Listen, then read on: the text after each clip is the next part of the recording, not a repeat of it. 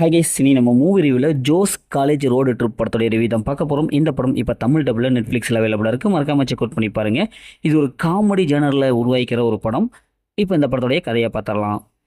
படத்துடைய ஹீரோவுடைய பேரன் காலேஜ் சேரணும், அதற்காக அவன் போக மாட்டேன்னு சொல்லிட்டு ரொம்ப அடம் பிடிப்பான்.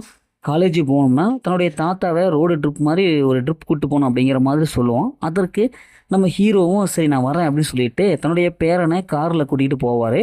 அப்படியே போயிட்டு இருக்கும்போது நிறைய சம்பவம்லாம் நிறைய நடக்கும். அது நிறைய கிரன்ச்சான காமெடியான சம்பவம்லாம் நடக்கும். அதுக்கப்புறம் தன்னுடைய வாழ்க்கையில் இருந்த சுவையான சம்பவத்தை நம்ம பேரங்கிட்ட அப்படி சொல்லிட்டு வருவார். இப்போ இறுதியில் அவர் நினச்சபடி தன்னுடைய பேரனை காலேஜ் சேர்த்தாரா இல்லையா, இறுதியில் என்னாச்சு அப்படிங்கிறதான் இந்த படத்துடைய கதை. இந்த படத்துடைய பாசிட்டிவ் பார்த்தாவே ஃபஸ்ட் ஹாஃபில் காமெடியாக சொல்லியிருக்காங்க. காமெடி நல்லாவே ஒர்க் அவுட் ஆகிருக்கு. செகண்ட் ஹாஃப் கடைசி வரைக்கும் காமெடியாகவே கொண்டு போயிருக்காங்க. எந்த இடத்துலையும் ப்ரிடிக்டபுளாக இல்லை, ஓரளவுக்கு நல்லாவே இருக்குது. ஃபஸ்ட் ஹாஃப் ஸ்க்ரீன் ப்ளே பொறுத்தளவுக்கு சூப்பராகவே வந்திருக்கு. இவங்க நிறையா விஷயங்களை பேசியிருப்பாங்க. அந்த ட்ரிப் போகும்போது நிறையா சம்பவம்லாம் நடக்கும் வழியில், அதெல்லாம் சூப்பராக கனெக்ட் ஆகுது. குறிப்பாக தாத்தா பேரன் இவங்க எடுத்துக்கூடிய அந்த கெமிஸ்ட்ரி நல்லா ஒர்க் அவுட் ஆகுது, நல்லாவே கனெக்ட் ஆகுது. இவங்க பண்ணுற விஷயங்கள்லாம் ரசிக்கிற மாதிரி இருக்குது. ஃபஸ்ட் ஹாஃபில் நிறைய விஷயங்கள் இவங்க வந்து அந்த பேரன் நம்ம தாத்தனை அப்படியே லூட்டி அடிச்சுட்டு அப்படி அப்படின்ட்டு அப்படி ஓட்டுறது, அப்புறம் பேரன் தாத்தனை ஓட்டுறது, அப்படி நிறைய காமெடி சீன்ஸ்லாம் இருக்குது. வாய்விடி சிரிக்கிற மாதிரி இருக்குது.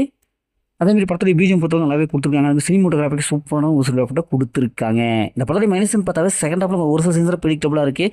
ஏன்னா எடுத்த சீன்ஸே வர மாதிரி இருக்குது, கொஞ்சம் லென்த்தி ஆகிற மாதிரி இருக்குது. ஒரு வித்தியாசமான சீன்ஸெல்லாம் ட்ரை பண்ணிங்க. ட்விஸ்ட் அண்ட் கொஞ்சம் கூட இல்லவே இல்லை. ஒரு சில சீன்ஸில் அந்த லாஜிக் மிரலாம் இருக்குது, அதெல்லாம் கொஞ்சம் கரெக்ட் பண்ணியிருக்கலாம். அது கிளைமேக்ஸ் எல்லாம் அந்தளவுக்கு இல்லை, பெருசாக இல்லை. முக்கியமான ஒரு கிளைமேக்ஸ் கொடுத்துட்டாங்க, ஒரு சூப்பரான ஒரு கிளைமேக்ஸ் கொடுத்துருக்கலாம். இந்த படத்தில் அந்த மாதிரி சென்சார் இருக்குது. அதனால் ஃபேமிலியை தவிர்த்துட்டு தனியாக பாருங்க. இந்த படம் சூப்பராக சொன்னாங்கன்னா இந்த படம் ஒரு ஒன் டைம் வாட்ச் தான் நாங்கள் சொல்கிறேன். ஓகே, இதே அடுத்த ஒரு புதிய மூவி ரிவ்யூ சந்திப்போம்.